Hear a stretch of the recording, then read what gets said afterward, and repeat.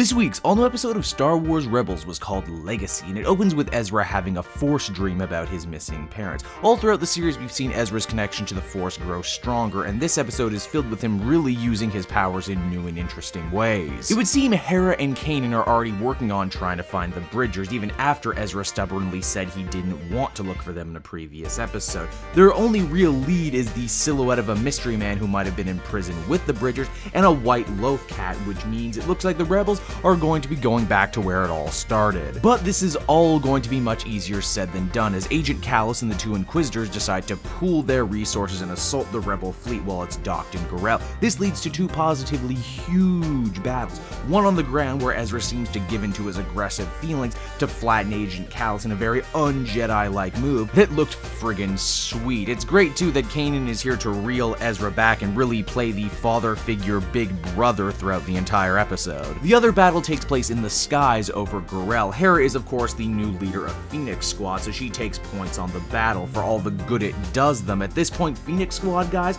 are basically the rebel equivalent of stormtroopers, completely expendable and prone to death very often. I kept waiting for someone to mention Hera's super awesome ship that can destroy blockades, but sadly, that never came up in Legacy. Oops. Eventually, the heroes find themselves split, with only Kanan and Ezra able to make it back to Lothal, and like the rest of the episode, it is a very bittersweet homecoming. They do, however, end up meeting the former governor of Lothal, voiced by the great Clancy Brown, a man who ruffled Empire feathers with his support of the Bridgers and got himself thrown in prison for it. The episode ends on a decidedly dour and sad note, as Ezra is told in no uncertain terms he might never see his parents again. Granted, I personally think this is a fake out, if only because his parents have character models, and why would they bother giving dead people character models if we were never going to see them again? However, we do get a really sweet, really touching little Force hallucination wherein Ezra does kinda sorta reunite with his parents, and Kanan comes in to give him that whole speech about, you know,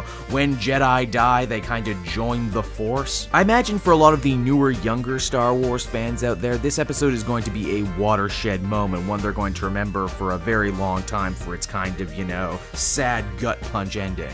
On the whole, Legacy was an episode that was packed to bursting with emotional heft, great action, the focus on Ezra grows him not only as a Jedi, but perhaps more importantly as a person. I give this one a much deserved 9.5 out of 10. Hey everyone, thanks so much for watching my newest video. I hope you enjoyed it, and I hope you'll feel like checking out some more videos I have on offer here at Cape Joel.